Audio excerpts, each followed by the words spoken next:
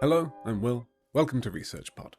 There is something about the care sector as a field of employment that always rings a little paradoxical. On the one hand, care as a verb, adjective, or noun brings thoughts of warmth, compassion, doing right by the people who need your help. As a sector, it seems some of the toughest work that people can perform in physical or emotional labour, all tallied up under stringent budgets, high-pressure working environments, and literally life-or-death stakes placed on chronically undervalued staff. What, then, can we learn from the fields of trauma research and community support in caring for those carers? Dr Dianne Wepa at Charles Darwin University joins us again with colleagues Professor Mary Steen from the University of Northumbria and Dr Lisa Di Lemma from Liverpool Hope University to talk about self-care and self-compassion as tools for improving public health, from supporting remote communities during the height of the pandemic to providing relief to healthcare staff and veterans needing their own healing today. As a note, this episode includes discussions of workplace bullying and medical trauma. Listener discretion is advised.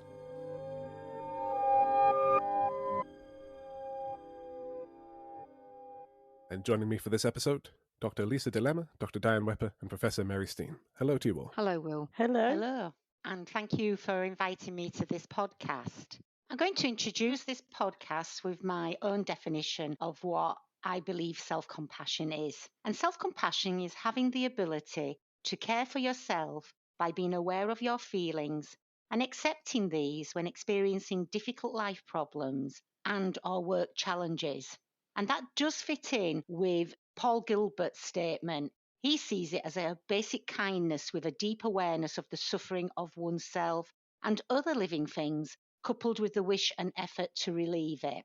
Okay, now Christine Neff and Chris Germer have done a lot of work in this area. They're pioneers over in the States, and in the early 2000s, they looked at the benefits of self-compassion. It's not a new concept. It's been in Buddhist philosophy and their self-care sort of meditation practices for about 2,500 years. But they're psychologists and they could see the benefits of self-compassion for the general population at large. Now, they discuss what self-compassion is, and they have put together 3 interacting components, each of these with a positive and a negative element. So, for example, self-kindness versus self-judgment, common humanity versus isolation, and mindfulness versus over-identification. So it's really changing that basically being kind to yourself, because often we are our own worst enemy. If you have a look at how you feel when you maybe do a task or something happens in your life, and remember, in life we all will suffer. You have to show the same kindness that you would give to a friend or a work colleague, and we often don't. And we judge ourselves, and we are a self-critic. So it's really to actually realize that, be aware of that, and actually give yourself kindness. Common humanity is like the shared experience, because when we are suffering in life, we believe we are the only one, and we ruminate and we catastrophize, but this is not the case. And mindfulness is really to take that pause, take some time out and be in the here and now. We do always look at the past and ruminate far too much. Then we worry about the future, but we don't often just live in the here and now. And I think it's quite nice how all these aspects, as you say, they're not really new elements. They're also part of what we use in clinical psychology, in counseling, as techniques that we use during therapy. So as you mentioned before, exactly, they're not new concepts, but they're seen as a new kind of construct. In fact, self-compassion is seen as an adaptive emotional regulation strategy that has shown throughout different reviews on different subgroups of the population, including veterans, for example, how actually it can improve both physical health and mental health. So examples are especially effective for psychopathology such as post-traumatic stress that we know we can see often in veterans populations. To ground what you've said about this being nothing new in psychological terms and nothing new in philosophical terms, to centre things in a very 2023 sense, could I ask you to compare a little bit about self-compassion to chronic stresses, such as a couple of years of pandemic-related response and lockdowns and everything happening in the world generally, with some of the acute responses. Lisa, you mentioned there post-traumatic stress disorder, which can come down to a single inciting moment, or could be something a bit more cumulative. Do you see that there's different approaches or different suitabilities for self-compassion, well-being, this mindfulness thinking in the long term or as the immediate response to a trauma? Research shows that there are definitely different approaches. So I just mentioned post-traumatic stress, but it actually shows improvement against depression, anxiety, improved sleep. So a great amount of a breadth of research, really. And building on to that, Will, because you did say the philosophical underpinnings, which obviously is the Buddhist philosophy, it's that taking time out, taking time for yourself. I'm just writing up a paper on a research study where I'm looking at caring for the carers. Because as you mentioned, the pandemic was, pandemic 1919 really did affect the world globally. But not only people being in lockdown, but the actual carers that were on the front line that had to give the care, and some actually lost their own lives as well. And it's actually slowing down and giving permission to give care for yourself. We're not often good at that. And this study I'm doing, a key message has just come out because I'm analysing the data that even though we're aware of self-care, some strategies and skills, because we are carers, nurses and midwives, we're not often very good at doing it for ourselves. And we have to be reminded. So I have just led and we have just looked at educational workshops, and 55 nurses and midwives attended. We followed them up, and we followed them up later again, a second time at 6 to 8 weeks. And what they're saying is that it actually decreased their anxiety and stress. Mood was similar, so we have to be cautious about reporting that. But from this evidence, they said they definitely need the reminders, and they suggested that this should become part of continual professional development. It should be mandated at least annually. Yeah, I think there's also a study that was published in 2019 from Miller and colleagues that actually looks at, for example, social worker clinicians and proves that self-compassion is a unique and significant predictor for both personal and professional self-care and practices related to self-care.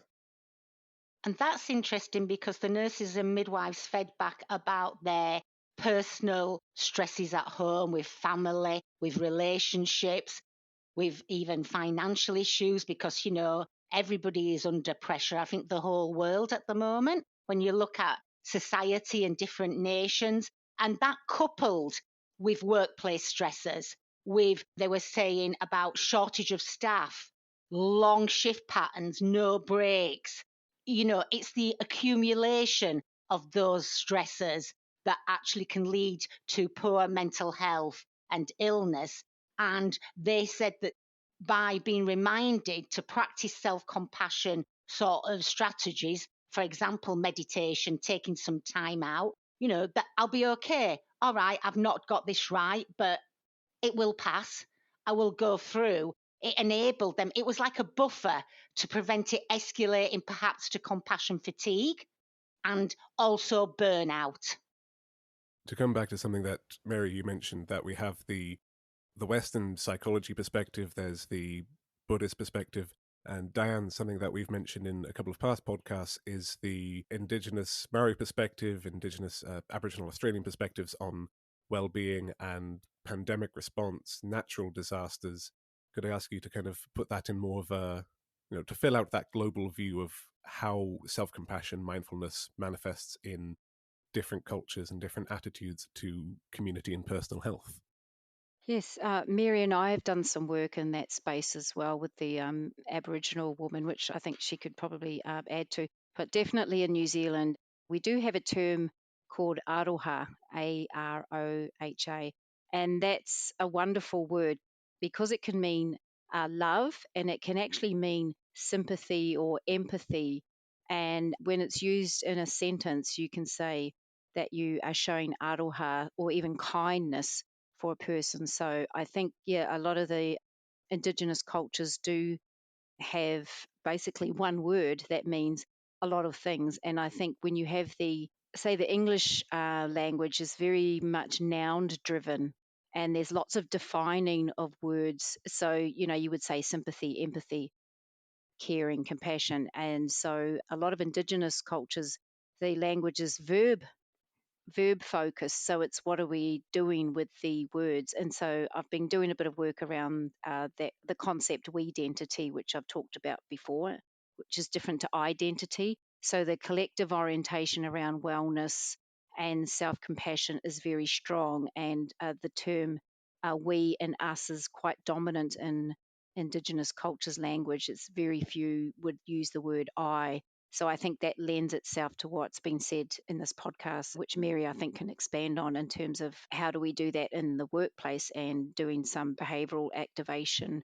I know Mary and I did a bit of work on that, like developing a tool where people can actually be encouraged to take those moments to demonstrate self-compassion, which is what we've just talked about. You do need reminders, and in the field of social work that I come from, we have the model of clinical supervision or professional supervision, which I know midwives have as well. So I think having the workplace support you to actually, in work time, take a pause and meet with someone to talk about the stress of what's happening in the workplace during work time is one method to help mitigate the stress and burnout that people would take home into their home lives. But definitely, I think there's a lot we can learn from Indigenous cultures. Mary, do you want to add to that? Yeah, and one of my PhD students in South Australia, we've been doing some work with the women's prison in Adelaide, and we've been running groups, and we've put a program together, Mothers Matter. And obviously, as a component of that, self-care has come up, and we have introduced self-compassion and a way of forgiveness, and the clear message that yes, you might have made a mistake, but that does not necessarily make you a bad person. And that acceptance and to move forward. What's happened prior, it's over. We have to move forward now. We're here and now, and to give and these some strategies. And in that women's prison population, over 30%, I think it was about 33%, were from Aboriginal or Torres Strait Islander background. So you've got and then we had migrant women as well, and women with learning disabilities that really have not ever had any kind of kindness. In fact, a few of the women actually admitted that they did a crime to go back into prison because they felt safer. So, you have to put things in perspective here, that we were teaching them that it's okay to feel like this, that things in life are out of your control and you can suffer, but you can actually develop some positive and some good coping strategies, not, where they might have had access to alcohol or even drugs, but actually to do meditation, to believe in themselves and to give themselves kindness and to forgive themselves. What we found was it was very helpful to do that. And I think Lisa can build on this, because with the veterans, she mentioned post-traumatic stress disorder, which obviously a lot of these women will be suffering from as well, but also the guilt-related trauma. Do you want to come in, Lisa, and discuss how it was effective for guilt-related trauma?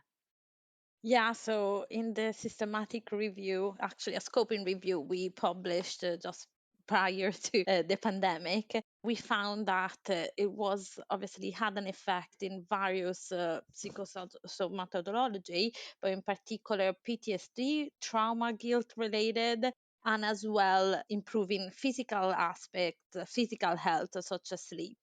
But the main aspect was exactly anything that was related to trauma, not only lived exactly during their service, but as well maybe when they left service. So it really focuses on like a breadth of different aspects. And one thing actually that came out that was quite surprising, because prior research did show effects in with alcohol substance uses, so improving self-compassion. But in our review for a veteran population, we saw that actually schizophrenia and alcohol and substance abuse was not actually an aspect that showed improvement with self-compassion. So there are aspects that obviously show a better improvement than others. So self-compassion shows a protective role, in particular for trauma-related psychopathology, including guilt, but as well it shows not an effect, at least in veteran population, from our current reviews, which again was published in 2020. So if there's other research that's been published recently, that's not included currently, but it did show that it only affected, it mostly covered and protected against trauma-related psychopathology. And it also included the aspect of acceptability and feasibility of this improvement in training for self-compassion in this population. And it showed an interesting aspect was how it actually showed better improvement if you involve the family and the social network around the veterans, which is something that actually not many studies have looked into. And so there's this breadth of research, the future research there that should be investigating this aspect, because it links nicely as well with the concept of self-compassion being inclusive, non-judgmental of yourself, but also of others. So it showed exactly stronger effects if you included the social network around the veteran. I'm not sure if that's the case as well, Mary and Dianne. Maybe you would know if that's the case as well in other research that you conducted. Yes, we have. Talking about families, Lisa, we have done a review of the influence of self-compassion education for parents.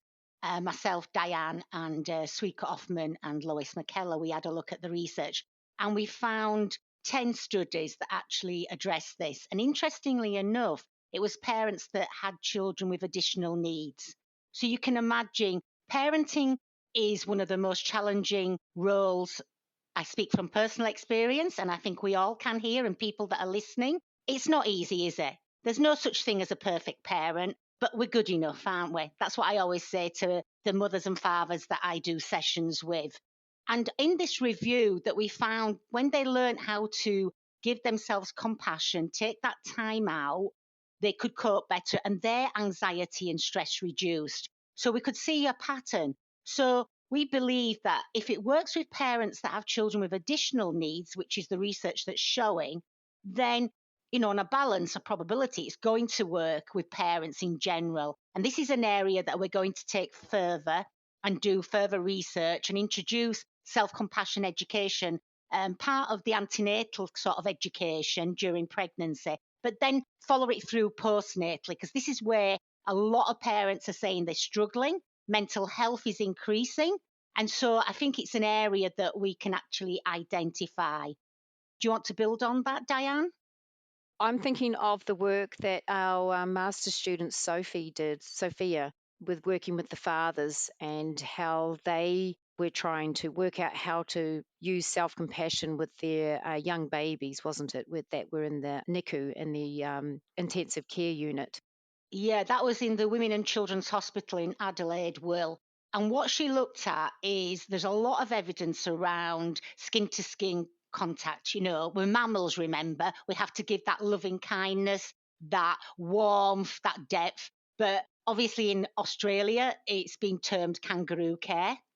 And so it's very acceptable, which is quite nice. Now, often we focus on the mothers, and rightly so, because the mother is giving the care. However, sometimes the mothers might not be available. She might have had a traumatic birth experience, be not feeling very well. She might have had a cesarean section. So the next best person is the father. Now, these babies obviously were either premature or they were growth restricted, or there was some issue why they had to be in the neonatal intensive care centre. That's what a NICU is.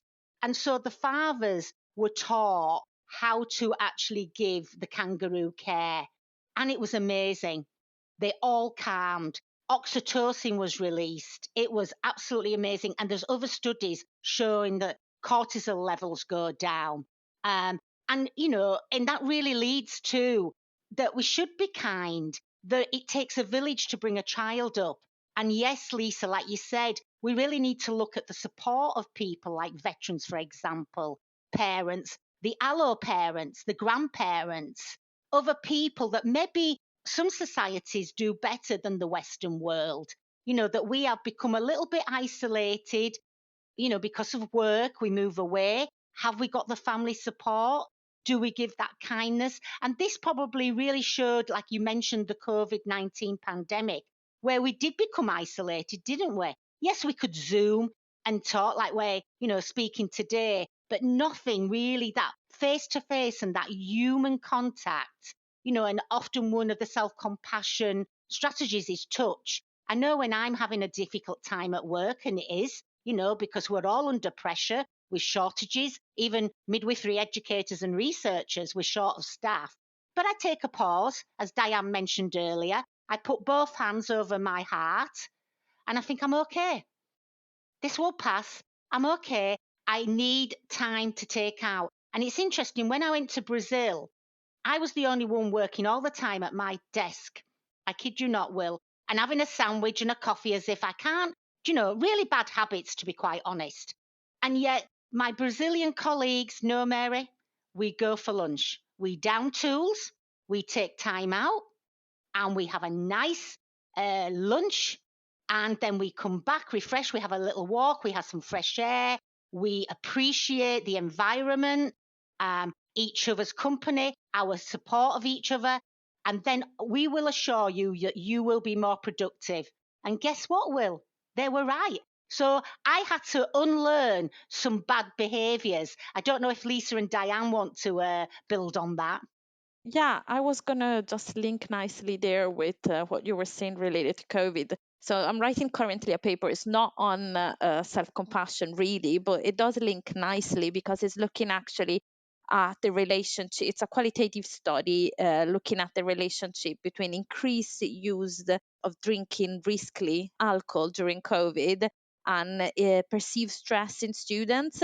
And from the quotes of the students that we analyze, we see that the social interaction and the lack and the absence of them actually was one of the main stressor, including obviously the issues with the challenges they incurred during moving from face-to-face teaching to online teaching. And actually, it showed that another stressor that they mentioned was uncertainty, the uncertainty about the whole situation and how that would plan out and affect as well their relationships in the future.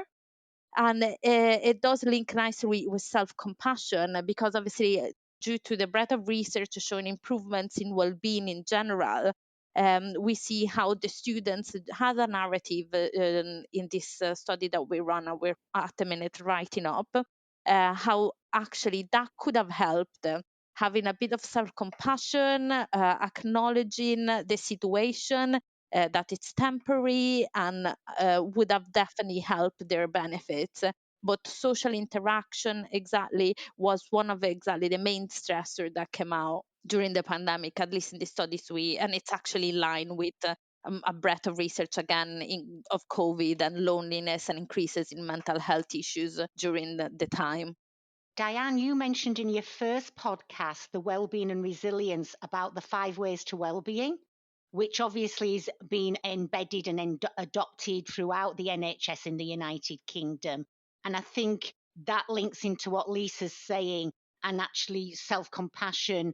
You can use the 5 ways to well-being. They're a little bit entwined, aren't they? And you did talk about this, didn't you, Dianne? Yes, I definitely did. And I think coming back to the cultural perspective is that I think when you have a strong sense of community, the 5 ways to well-being are more fluid. And I think you would do all of those actions with another person because that seems to be the orientation of some cultural groups. And I think that's important. And I was just wanting to loop back to what you were saying, Mary, about the study we've done with the fathers with NICU. I thought it was a really important takeaway message for the listeners, especially if they are providers of health, where the father felt he was neither a patient or a visitor. And I think that's something to think about in terms of well-being, how we treat people that we provide services to, where we may inadvertently have them feel like they actually don't belong to the health system. And especially for fathers, I think there's some work still to be done because they're an underserved group in terms of being part of the health system, especially when they've got a very unwell baby. Yeah, the focus is always on the mother, but actually the mother, they're one of usually the pillars of support next to the new family and the new mothers and other mothers. So there should be more research in the area. I agree. Yeah, that paper has been well cited, and it was Father's Encounters with Maternity Care, Will. And, we have to hold our hands up. We didn't consider him. And the NHS is good at looking after patients and visitors. He's neither. He's the partner and parent. And so he's in this interstitial space. So, how do we give the care? And often, even just by calling him his name, often we'll say, Dad, Dad. Well, could we take the time to actually find out his name? He is the other parent. And say the mother has had a cesarean section or an instrumental birth or not well, he can actually, be, like I said, the next person to give that care. And remember, healthcare settings, yes, we're all busy, but what is our core business? Our core business is to give care. However, if we do not care for ourselves, like I'm going back to the caring for carers, how can we care for others? What we're showing in this latest research is that when we actually do take time out for ourselves, we actually then improve our relationships with our working colleagues, because often some places, unfortunately, like lots of different organizations, it can be bullying. There is, work being undertaken at the moment around that. So we need to address that how we work with our colleagues, and that kindness. So self-compassion and compassion for others are entwined. So if you're compassionate for yourself, then you're more likely to be able to be compassionate for others. And that ultimately will improve the care that patients and parents get in general.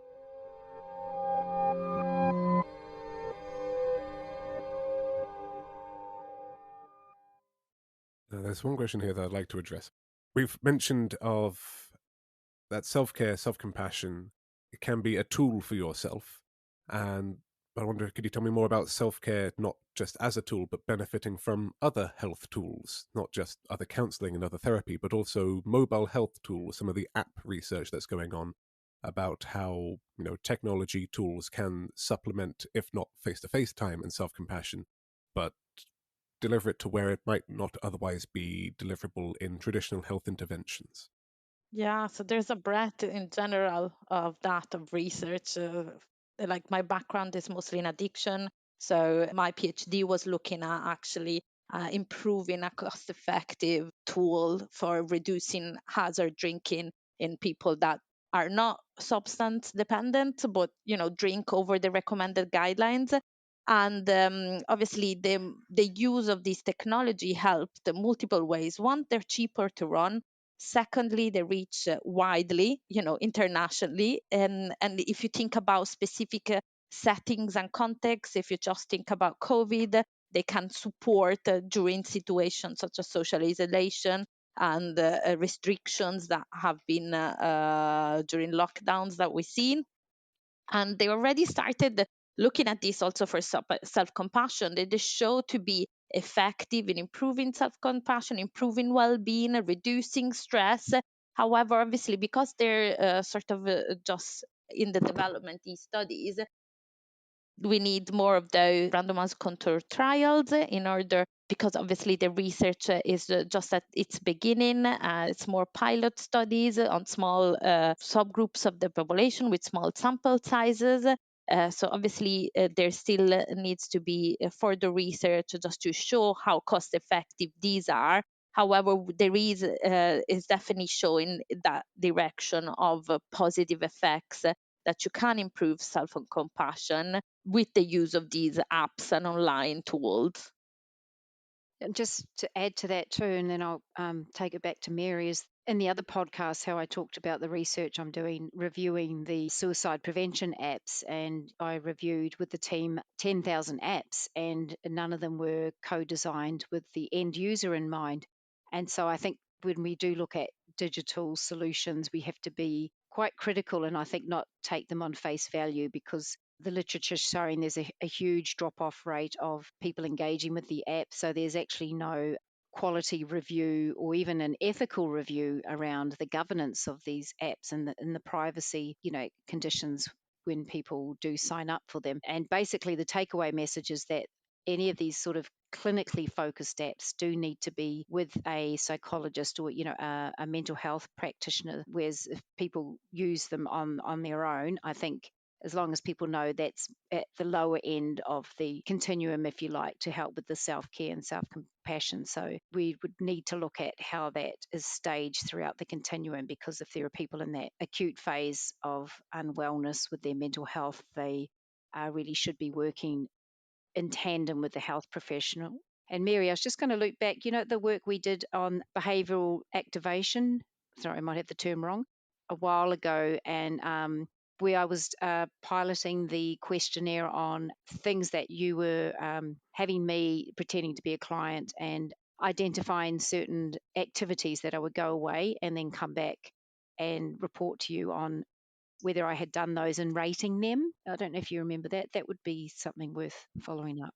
Yes, that's an area that we are looking at around for postnatal depression at the moment, mood monitoring and behavioural activation. So behavioural activation basically is sort of self-care activities. But I think we need a hybrid approach, that some face-to-face, because digital health is expanding. And I know the last podcast, you and Jabin was talking all about digital health. But I think we have to be cautious as well. I now, and it was after my Brazilian experience, I actually turn off my phone. I have a thing. My son, obviously, the younger ones always show you, don't they? I have to ask my son sometimes to sort my phone out for me. And I bet I'm not the only one that has to do that in my age bracket. But he turns it off, do not disturb. It's still difficult. I'm not saying that I'm perfect and that I actually, take that prompt every time. Sometimes I cheat, because the mobile phone is like an extension of your hand now, is it not? But I make sure I try and take time out. And sometimes you have to detox and have to get out into the environment, to make yourself feel better. So when we talked about before, those actual reminders. Now, when we did the workshops, we even did the self-compassion education workshops in the hospitals, in the study sites. Even then, it was difficult to get clinicians out of practice, because obviously service comes first and continual professional development might be a second priority. There is a need to have the option of online sort of education around self-compassion, but it's kind of changing the culture that it's nice to listen to maybe some meditation, music, or some apps that are out there, and people that can't maybe afford a subscription, like, for example, you could use Insight Timer. I often go on there and listen to John Sadiq. He calms me. Lisa Coppler, she really does a good session on the self-critic, because you have to deal with the self-criticism before you can move forward to give yourself compassion. So there is a real need there. And it's what fits for one might not actually fit for another when you have self-compassion strategies and skills. Like, a lot of people might be able to stay calm and meditate, but that might not be for a very hyperactive person or somebody. That might not be the case. Mindfulness walking might be the better way to actually give yourself that self-compassion. So it's looking at a range of strategies and skills for a variation of people within the societies. Well, this leads on to a question that I flagged in the outline and a general concern that I have. When thinking of self-compassion and self-care as a marketable trend, I know that colouring in books are not going to fix what I've got going on. So picking up something for $3.99 from W.H. Smith to shade in, there's bigger problems that need addressing. There's much broader approaches to tackle. Where do you see the commercialization of some of those, not exactly tools and behaviors, but some of the attitudes towards tools and behaviors such as colouring in or going for a walk? How does that fit within approaches to self-care, compassion? Is it useful to have? Does it detract from any of the core messages and core takeaways from actually doing some reflection? Are there any worries from a professional sense in that regard? I think you have to look at the population at large, and some people cannot express themselves. And so, art therapy, you're really touching on art therapy there, aren't you, as self care strategy? Some people might like to draw, some people like writing. Narrative sort of therapy works for some. I like to write, and then it's like a way of me reflecting. I mean, health professionals have done reflective practice for a long time, and it helps us to move forward. When, say, things haven't gone so well in practice, and this happens, it's the real world. Sometimes we have to reflect and learn, and then we can move forward. So I think there's an area there. And maybe men and women look at things differently. I mean, I know my dad, his time out is watching sport. Even though he's a Yorkshireman, you will laugh, Will, he will pay the Sky subscription, which is a lot of money, but it's worth it for him. You know, he's balanced that. Whereas my mum likes to watch the Strictly Come Dancing. So have they separate. And that leads me into older people. We've just completed the review on older people, and we've identified 10 studies where giving them self compassion and learning some skills and time out has helped the older generation to cope with ailments that they have to live with now because of the aging process. Maybe it might be terminal, and it's really helped them to move forward. And maybe there's been unresolved conflict in their lives that they start to forgive, and to forgive themselves. So we're actually looking at that target population at the moment, and that actually fits in with the NHS long-term plan to actually give this care, and the community, what Diane's talking about. In many Indigenous populations, I think the Western world need to revisit the power of the village and that community. And I've just been reading, when we look at Japan, and they believe in the ikigai. I don't know if you've heard of your ikigai. And I thought, wow, how powerful that is. And they live to be in their hundreds, don't they? With the movement, with that shared belonging approach. You know, they belong, they connect, they eat well. And I think we just need to go back to basics and look at how we engage in those social interactions that Dianne and Lisa have been talking about in this podcast. Going back to the military and the veterans, they have an interesting way to, I guess, debrief on the field, say they're, the middle of a war, and it's called after action review. And I found that really interesting. And their like commanding officer would, do a huddle after some sort of event, and they would say no F's and no B's, no fault and no blame. And you would have this after action review. And I think that's such a wonderful way. So I think there are examples of that sense of community, and that was with the American military. You might want to expand on that, Lisa. It's also been amplified, it's also been adapted in other situations, such as a big emergency crisis, as a first way of debriefing. Let's say, if you think about Manchester bombing and the people there, or if you think about big natural disasters, so they use that kind of initial of debriefing that exactly servicemen use after big operational tours or operation specific actions, that it's been now applied, because obviously it shows a really effective first step, because it's a brief kind of term of outcome. So obviously for longer term outcomes, there needs to be some kind of add-on treatment. However, as a first measure to obviously reduce stress and deal with the situation, it's been now shown improvement, and it's been now adapted in multiple critical traumatic situations, from environmental catastrophe to war zones. And actually adding to that, what you said, Mary, about aging and what we call now social prescribing, kind of social prescribing treatment. We actually did a review looking at, and actually, no, it was more an evaluation of services. So the Armed Forces Covenant Fund actually funded quite a lot of the social prescribing, from exactly working on fly fishing, working on wood, or maybe going for walks in nature, or more social, just groups. And they showed effect in improving elderly veterans' isolation, loneliness, but as well-being in general. And this Aging Veterans Fund, in fact, had such a successful, not all of them, but most of some of these treatments that were funded are now actually being continued.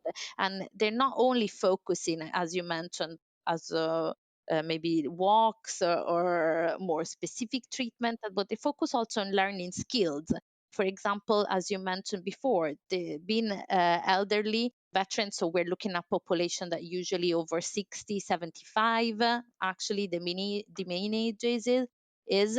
And they one of the treatment was actually to improve their social interactions and improve their skills. They've been taught by peers, ex-veterans, or so younger veterans or ex-service leavers that had to maybe exit for injuries early. They got trained in using, for example, iPads or FaceTime, these kind of tools to help them get engaged with maybe friends and family that live abroad or that met years ago. And it just really shows like an improvement in well-being and social isolation, in decreasing loneliness. And and this goes back to what you mentioned about in previous postcard, tech and health. Obviously, we have a breadth there of possibilities. However, we do need to be critical of their use, as you mentioned before, because most of these actually are always looked at being used with treatment as usual, or with current treatments, or with other aspects. So obviously, we're not looking at just using the tech on its own, this kind of online intervention.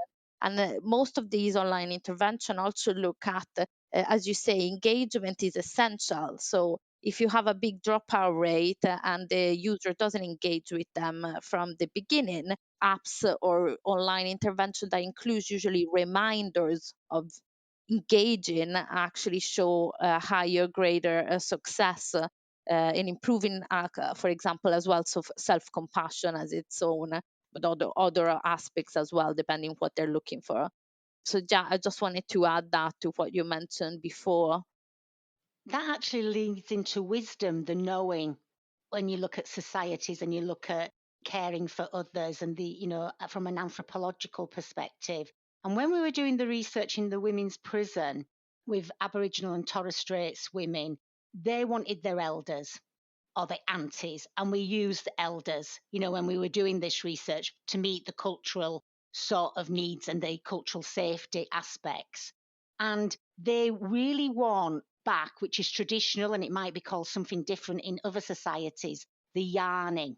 It's when they come together, the community and the yarn. Actually, my mother's Irish, she calls it calling. When she gets all her sisters together and, the kettle's put on, let's take that time out. And obviously in Yorkshire, we have a nice cup of tea, Will. And it works, doesn't it? Because he's taking time out. You're taking that pause that you actually need. One thing I mentioned here, when you've just reminded me, maybe with the veterans there, and it could be to some extent the parents and even the elderly people, and like I mentioned, that they might have unresolved conflict, and the women in prison, the stigma and shame around maybe things that have happened in our lives, personally or professionally, that we have to accept that and deal and maybe move forward, that the self-compassion helps you to do that.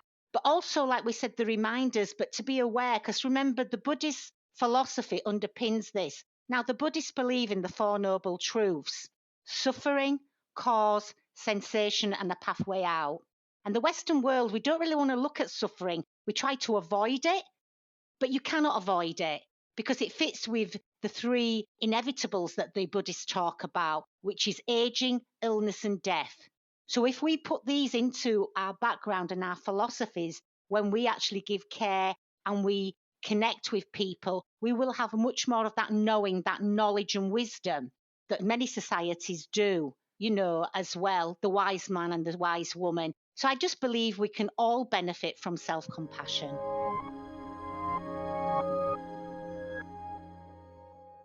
The final question: what future work do you have going on that anyone listening to this might look forward to either reading about soon, if there's anything that you'd like to direct people to as a project or as a paper? I know there's the systematic review and if people are listening to this and we're getting to the end and they want to know more, where should they head to? What resources can we provide to them?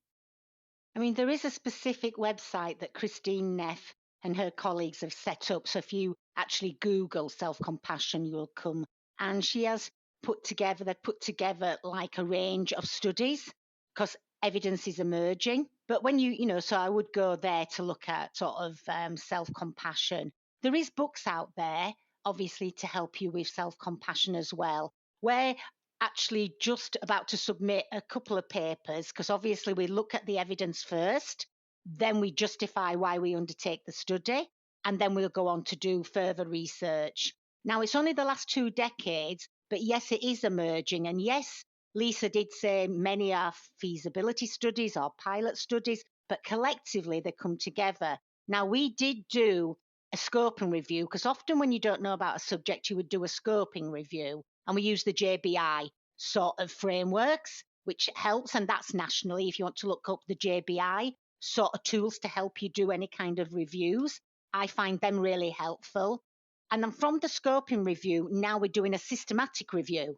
So you would follow on with an integrative review or a systematic review.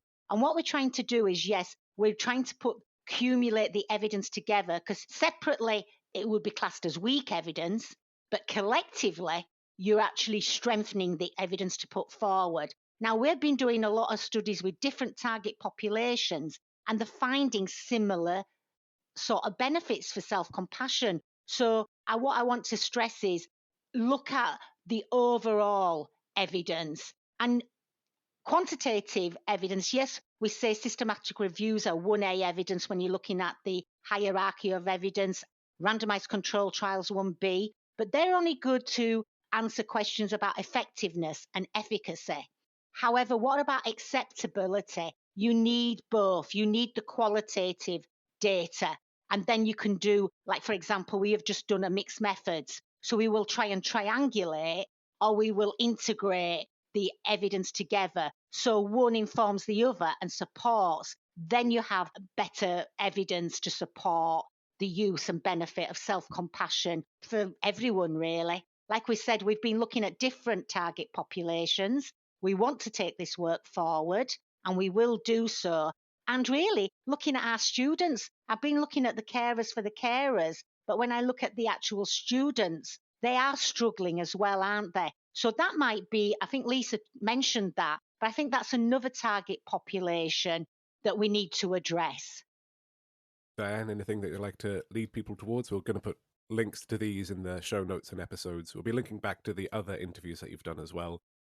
It's in press at the moment. The article in the Alternative Indigenous Journal should be out in December, and that's the findings I had with the rural and remote Indigenous populations in New Zealand that found that during and after the pandemic, what was it that kept them together and you kept them motivated to be able to access their healthcare needs when they were in such dire sort of situations. And it keeps coming through again and again and again is that collective sense of identity. And I think when we look at natural disasters around the world or even wars and pandemics, what seems to be resonating with people is when there's a strong sense of community, the response is better. People are able to organize themselves more and be able to find resource and work with the resilience within the community. That's not saying governments shouldn't be doing things, but you do find that with people showing self-compassion to themselves and others, and if it's part of the DNA, if you like, of that community, then the response is actually more positive in terms of any sort of catastrophic event. So I think it has value right through the continuum from individual situations through to healthcare, through to environmental disasters as well. And I think looking at when you said, like in the workplace, managers, I'm a line manager, we sometimes have to make very difficult decisions, but we can do what's been now termed wise compassion. But obviously we have to care for ourselves before we can care for others, ourselves, and, the tasks and the operational work that we have to do. But King's College in London have been looking at wise compassion, that yes, we have to make some very difficult decisions, but we can do it humanely. Most people leave their jobs because they don't feel valued or it's the way they've been treated, isn't it, by the boss? So I think there's an element of further research to look at how we can wisely use compassion to be in kind of management roles as well. That, so it goes right, as Dianne said, from the individual to our colleagues to the collective sort of perspective, that self-compassion underpins compassion, and we can obviously care for ourselves and others throughout society and throughout, the globe. Well, one question that I've put to Dianne in the other episodes, and it might be different for each one, so it'll be interesting to hear, Mary, your perspective. To think of who is going to listen to this episode and what they should take from it, in either the patient sense, the practitioner sense, or maybe even to like the policy sense, if anyone listening to this is at that higher echelon of being able to implement change or direct research or have some real influence and power. At those three different levels of personal impact, professional impact, and policy impact, who should listen to this and what should they take from it? If there was any, unifying message to wrap up everything that we spent the last hour discussing. I think that we all matter. And I think you personally, but obviously professionally and probably at policy level, that we will all gain something from listening to this podcast. Because, right, we mentioned earlier in the podcast, we all need reminders. We live, in the 21st century, in a capitalist driven world. We have to take the pause. And I thought COVID-19 pandemic actually increase the awareness of that, because it was unprecedented times, wasn't it? For us to, continue. And I think it was when your Prime Minister, Dianne, Jacinda, said, what's the point in having all this economical value to society if you have an ill society? So I think we need to go back to basics and care for the community. And we've talked throughout this podcast about the benefits of them social connections, but not just personally, but also in the work colleague. They talked about the veterans and out that support of each other in life, because life can be very challenging. And in the last podcast, I talked about the launch of England's suicide prevention strategy. And what I really liked about that strategy is it talks about a whole of systems approach. And suicide prevention is everyone's business, through the schools right through to, dealing with people in an administrative way. So I think to take a leaf out of that, now that I see in England, the government's sort of realizing you can't silo approaches when it comes to mental well-being and our health. And so I really do like that approach. It's everyone's business, and that's just what I think we're saying in this podcast today is the takeaway message. It's not someone else's, it starts with us. In that case, Dianne, Mary, Lisa, thank you so much for your time today and speaking with us across all of these podcasts. Thank you. Goodbye. Thank you, Will.